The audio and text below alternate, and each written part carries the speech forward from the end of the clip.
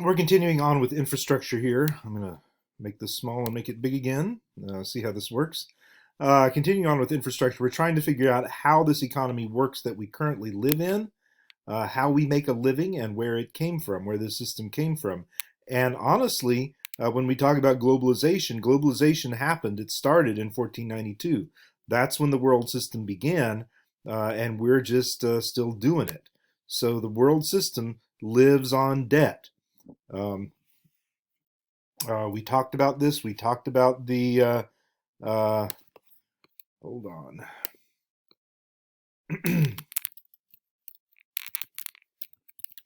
We talked about the debts of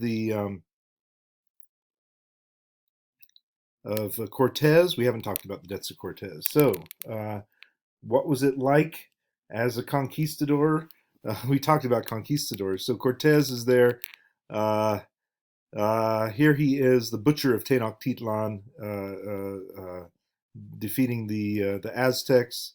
8 months of grueling house-to-house warfare, death of 100,000 Aztecs. Tenochtitlan was entirely destroyed. According to Diaz, the result among the men was outrage. The officers connived to sequester most of the gold. When the final tally was announced, the troops learned they had receiving 50 to 80 pesos each. The immediate part of their shares was immediately seized again. The better part of their shares was seized again. They had to be billed for any replacement equipment. Uh, we were all very deeply in debt. Remember, when you have high money supply, you have high inflation. A musket costs 100 pesos. A horse was 1,000 pesos and above. Uh, Everything is wildly inflated because there's so money supply inflates the prices. Uh, these are the men ended up in control of the provinces. They're moving slaves around. What of Cortez? Let's see.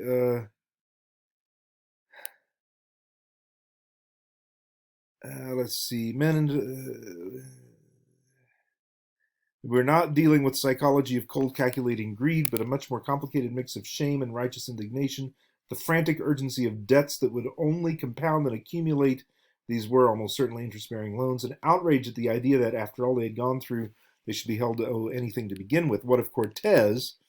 He had just pulled off perhaps the greatest act of theft in world history. Certainly his original debts had now been rendered inconsequential, yet he somehow always seemed to find himself in new ones. Creditors were already starting to repossess his holdings while he was off on an expedition to Honduras. On his return, he wrote to the Emperor Charles V that his expenses were such that all I have received has been insufficient to relieve me from misery and poverty, being at the moment I write in debt of upwards of 500 ounces of gold without possessing a single peso. He was probably lying, but still, a few years later, he pawned his wife's jewelry to help finance a series of expeditions to California, hoping to restore his fortunes. When these failed to turn a profit, he ended up so besieged by creditors that he had to return to Spain to petition the emperor in person. You get a sense that Cortez and Columbus and all these guys just doing terrible things, butchery and violence, is all a result of their creditors back home in Spain and Italy and Portugal with a knife to the throat of their family members saying, bring us back more gold or they're dead. So the result of colonialism in Spain and Portugal, a domestic cycle of colonialism. Remember 19th century Europe? Yeah, you see the pictures of it. It looks fancy. You see Renoir or whatever showing the rich people. But go read the stories from Dickens, right? Go read Oliver Twist or something like that, and you find out 19th century Europe, when they were ruling the world, when they were the richest part of the planet.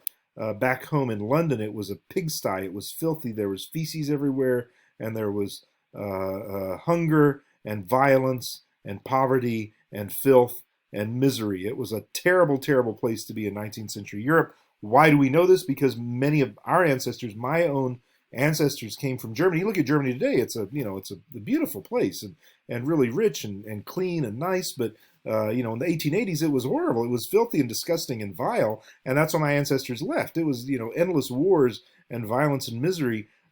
They're doing everything they could to get out of there. And that's what everyone was doing. And that's why there's so many white people in America, is because they emptied Europe, because Europe was horrible. So how did this happen? Basically, you have a crisis in your family. This is normal. Dad is out there farming the land that you guys own, that you inherited, and he gets kicked by the horse. Um, Junior is 12, and the kids are younger than that. Can't do that work, and so mom goes in to get a plate of silver. Right, you got the family silver. The family silver is there as your bank account. So mom goes in and gets a plate, and with that goes and sells the plate in the market and takes the money, and that can hire a worker for a whole year.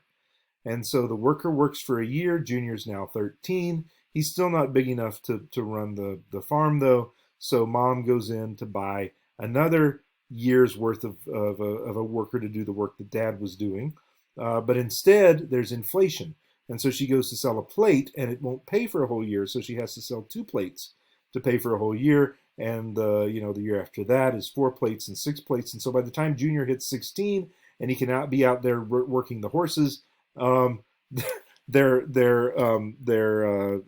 family silver is all gone. And so what do they do then? Well, then there's a crisis. There's a drought. There's no crops or whatever. And so now we have failure, and we have no backup, right? No bank. And so we go into debt. So she goes to the moneylender. She says, look, we just need another year. And so I'm going to put up the land that we own to you, and you're going to give us money, and that's collateral for the loan. And so Junior works like anything to try to get the farm going. Unfortunately, it's a 2-year drought. And so now she goes to the creditor. She's like, I got nothing. They're like, okay, you're off the land. Boom. And so she goes into service in the town. Junior's 17 years old. He's like, no way. I'm not going to go, work as a slave for someone else. I'm going off to the new world. So he joins the army, and that's where we get from impoverishment to more colonial exploration. So Junior joins the next voyage out to the new world, where he can make a lot of money. He's very successful. They find a lot of silver. He sends the silver back. This expands the empire. The silver comes back. It forces the inflation higher, which just puts more families into crisis and impoverishment to send more colonial exploration. So you see how this cycle works. It's no good for the local people. The local people are still suffering and indebted. And if you find Americans, being some of the most indebted people on the planet, and really just living hand to mouth, a lot of us are suffering right now because we have no savings, and we live paycheck to paycheck, and many of us have lost our jobs. Why on earth, in the richest country in the world that has the biggest army in the world, 10 times the next 5 armies put together, just the center of a huge empire, why are the ordinary people so poor and miserable? That's it right there, okay? So the result in America: famine and population collapse. The impact of slavery, the impact of Western Europe on Africa is slavery, population collapse, because they're taking the people from Africa and sending them to the Americas to work in this horrible, deplorable conditions. And then slave wars taking place in Africa, with the creation of these client states that are built up around raiding and slaving for the slave markets. Okay, mediated culture. We have technologies of modernity. We're back to the textbook. Sorry, that was a detour to show us, because he doesn't have that information in there, and you guys need to know where your world came from. Anyway, mediated, we're back to media technology. Technologies of modernity. Naming. This is a colonial practice, is to give people names. Census takers needed to name and distinguish people, which leads to formal names, given name and surname. It's because states need stable individual identities. This is a technological innovation. In the past, people didn't see themselves like this. They didn't all have unique names and numbers. But we get our surnames and our given names in the way they do because of the government's need to fix our identities for taxation purposes, basically. Rule of law. The goal of tribal law is to heal relationships in communities, not find out who is guilty and punish them. And so when we see the trials taking place in small-scale societies, the goal is always to heal the relationship, to figure out how can we get past this, how can we get back into ordinary generous relationships with each other. But with states, it's basically find the guilty party and make them pay. Resistance in the U.S., the people who didn't fit in were pushed to the peripheries, that is, the wilderness, the forests, the mountains, and the deserts. In Papua New Guinea, the government just gave up and let people keep on living the right way.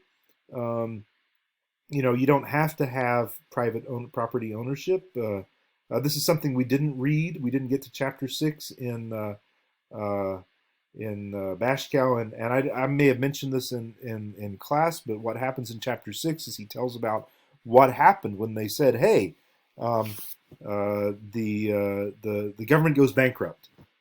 Papua New Guinea government, that is sometime in the 1990s. The government went bankrupt, and they needed like $5 billion, and so they go to the only place that has that, which is the IMF or the World Bank. They say we need $5 billion in order to keep the economy going. And I think I told this story, yeah, in class. Um, and the IMF said, oh, you have to have private property ownership. You have to be able to buy and sell land with a deed. And the army threatened to kill the president and overthrow everyone ruling uh, to not bring that about. Why is that the case? Because once you make someone's access to land dependent on their wealth, poor people are going to lose access to their land. That's just what's going to happen. It's a terrible, terrible thing. Okay. So television compressed and focused time and attention. We have the Lincoln-Douglas debates of 1858. These were Illinois candidates for the U.S. Senate. The format was 60 minutes for Lincoln, 90 minutes for Douglas, and then 30 minutes for Lincoln to come back to that. There were 7 debates, and they alternated who went first. Can you imagine anything like this going on in the States today, where you have, 90 minutes, 3 hours worth of debate, 7 times just for U.S. Senator? Never happened, right? Because we don't have the attention spans. This was a literate society that was focused on the written word. The Kennedy-Nixon debates of 1960 were the first televised debates. In those, Kennedy won because he looked better than Nixon. Nixon had 5 o'clock shadow. Nixon kind of looked like a criminal. Kennedy had this fresh, youthful appearance, and so he won. The result of the televising the debates was that an 8-second soundbite will always beat a 3-minute explanation, no matter how concise you are trying to explain what's really going on. Someone comes in with 8 seconds of some sort of catchy motto, and boom, they win. This took place in the 1960s under total control up until until about 2005 or so. There's total control, no open dialogue, because the television station controls total access to media. The internet killed that. Okay, so we'll come back and do Onslaught.